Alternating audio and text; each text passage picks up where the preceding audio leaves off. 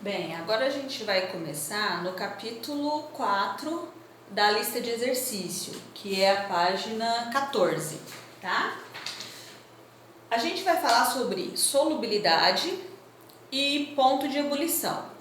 Solubilidade e ponto de ebulição tem muito a ver um com o outro, são muito parecidos. Mas para a gente entender isso, a gente primeiro precisa saber o que são moléculas polares, apolares e quando elas fazem pontos de hidrogênio, tá? Então vamos começar aqui pelas moléculas polares. As moléculas polares, também chamadas de dipolo-dipolo, são moléculas que têm dois polos, ou seja, os dois átomos que estão ligados têm eletronegatividade diferente. Então, um átomo vai puxar o elétron mais para um lado do que para o outro, tá? Então, olha, vai ocorrer entre átomos diferentes. Então, se tiver algum átomo diferente na estrutura, ela é considerada uma molécula polar, tá? Para mim não esquecer, porque de vez em quando eu também esqueço, eu pego aqui, ó. Polar começa com a consoante P. Então, ela vai ser diferente. Átomos diferentes, porque começa com uma consoante também, tá? Então, se tiver átomos diferentes. Quando eu estiver explicando ponto de ebulição e solubilidade, aí eu explico que tem moléculas mais polares que outras, aí vai ficar mais fácil. Por exemplo, quais são então as moléculas que têm átomos diferentes? A gente tem então, por exemplo, o aldeído, CH3, C, dupla O, H. Então, quando as moléculas são iguais, elas vão ser chamadas de moléculas apolares, que eu já vou explicar. Mas olha, tem moléculas diferentes aqui, ó. Aqui não entra o hidrogênio, tá? Entra carbono com carbono, carbono com oxigênio. Esses dois átomos são diferentes. O oxigênio está mais à direita da tabela periódica, então ele é mais eletronegativo e o carbono fica mais positivo. Então, como eles são diferentes, o oxigênio vai puxar esses elétrons mais para perto dele do que do carbono. Então, vai ter essa diferença de eletronegatividade. Por isso que a gente chama as moléculas de moléculas polares, tá? A gente tem também os compostos halogenados, que são aqueles que têm cloro, bromo, iodo, ó, porque o cloro e o carbono são elementos diferentes, tá? Então, carbono e oxigênio são diferentes, cloro e carbono são diferentes. A gente tem também os ésteres, né, que vão ser CH3, CH2, C, dupla O, CH3. Então, aqui a gente tem, ó, carbono com oxigênio são átomos diferentes. Ou esse carbono com esse oxigênio aqui, ó, também são átomos diferentes. Então, quando na cadeia tem átomos diferentes, a gente classifica essa molécula como molécula polar ou molécula dipolo-dipolo, ok? Ou dipolo permanente, tá ok? Agora vamos para as moléculas apolares.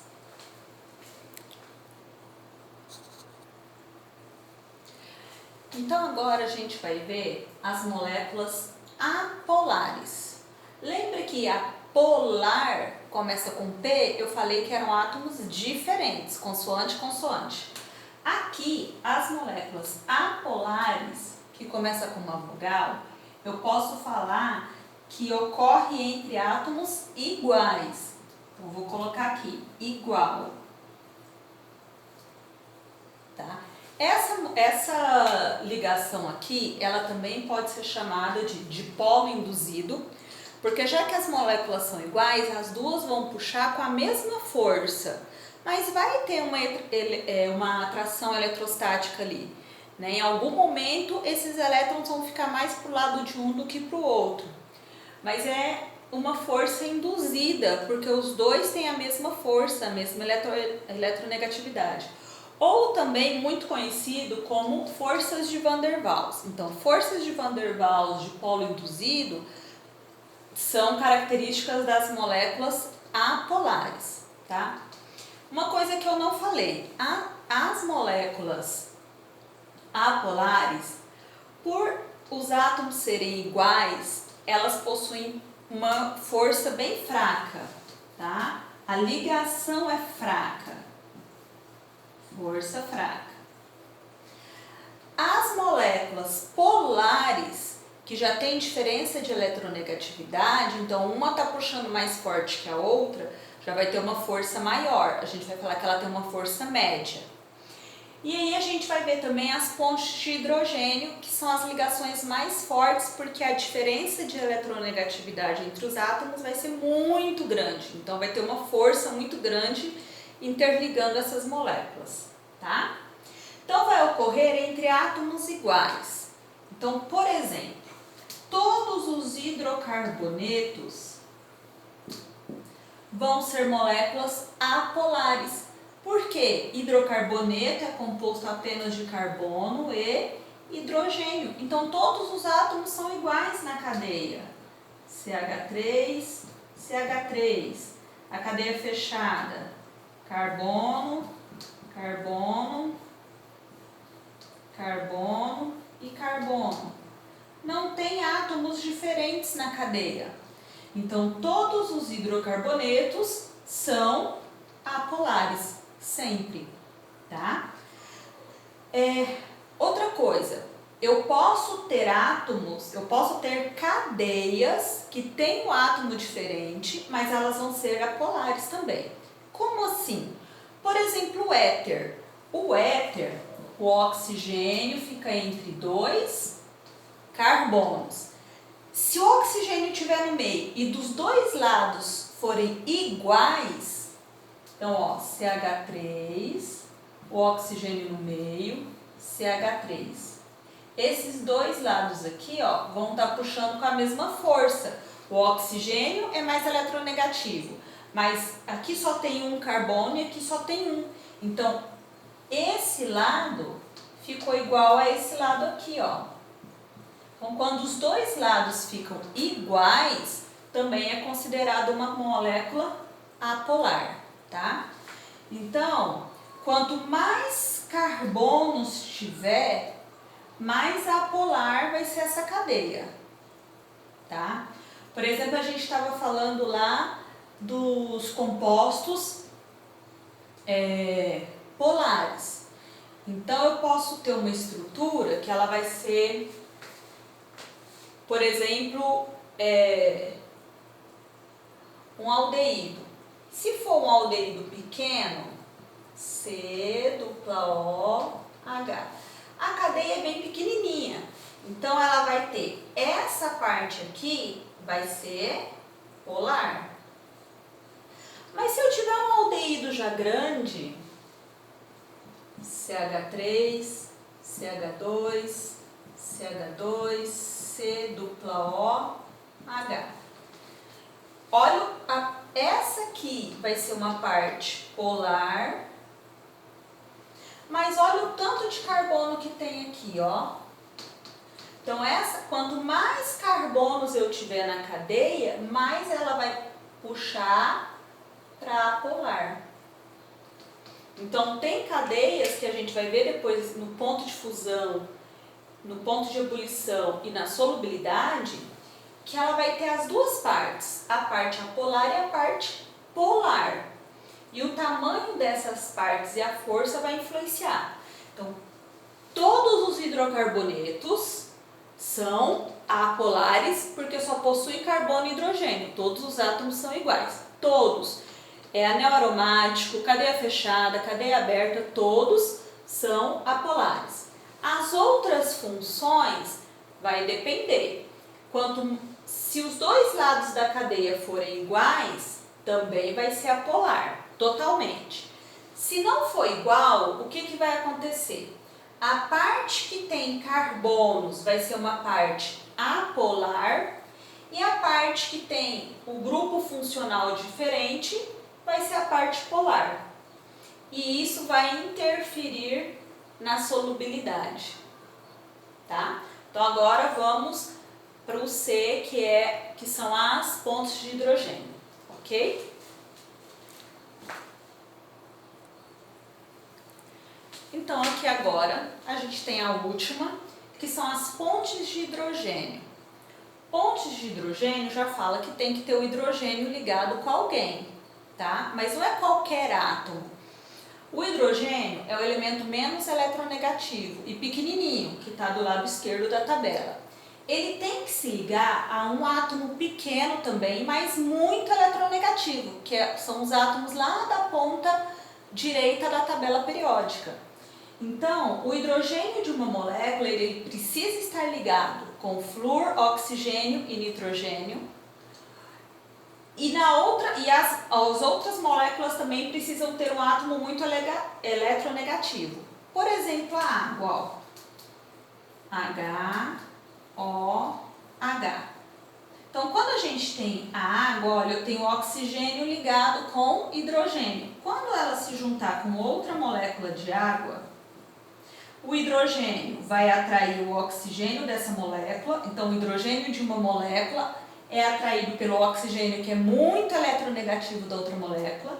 Olha, e o oxigênio dessa se liga com essa, tá? Então, a água, pela geometria angular dela, que na realidade ela forma um ângulo assim, ó.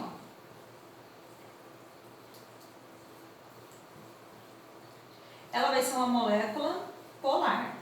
Então, vocês vão ter que lembrar disso lá para a gente ver solubilidade, tá? A água é considerada uma molécula polar. E essa ligação é uma ligação muito forte. Dentre as ligações que a gente viu, a ponte de hidrogênio é a mais forte. Quem tem pontos de hidrogênio? O álcool, por exemplo.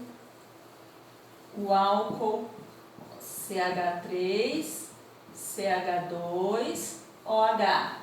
Ó, porque tem o OH, o ácido carboxílico. Também tem pontos de hidrogênio. CH3, CH2, C dupla O, OH, ó. Tem OH, que forma a ponte de hidrogênio. Flúor aqui quase não vai aparecer, porque os compostos halogenados, o flúor fica para fora sozinho. Aqui vai aparecer só quando for o HF, por exemplo, que é o ácido fluorídrico, tá? Mas aparece o nitrogênio. Mas o hidrogênio tem que estar ligado no nitrogênio. Então, a gente tem aminas e amidas, né? Se a amina tiver ligado a um hidrogênio, por exemplo, CH3NH2, é uma amina, é a metanoamina. Mas olha, o nitrogênio está ligado com o hidrogênio.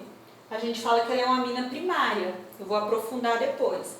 Então, ela forma pontos de hidrogênio também. Se ela não tiver hidrogênio, por exemplo, eu posso ter uma amina terciária, que ela é ligada a 3 átomos de carbono, ó. Aí tá vendo que esse nitrogênio não ficou ligado ao hidrogênio. Então aqui não vai fazer pontos de hidrogênio, tá? E como os 3 lados são iguais, esse aqui vai ser são iguais, mas pela geometria não vai ser uma molécula diferente polar. A gente tem as amidas também, CH3N ligado com C dupla O. Não, o N seria do lado de cá. CH2N, CH3, por exemplo. Se tiver um hidrogênio aqui, ó, ele vai ter pontos de hidrogênio também, tá? Amida. Se ele não tiver, igual aqui, se ele tiver ligado a outro carbono, não vai sobrar hidrogênio. Aí ele não tem pontos de hidrogênio.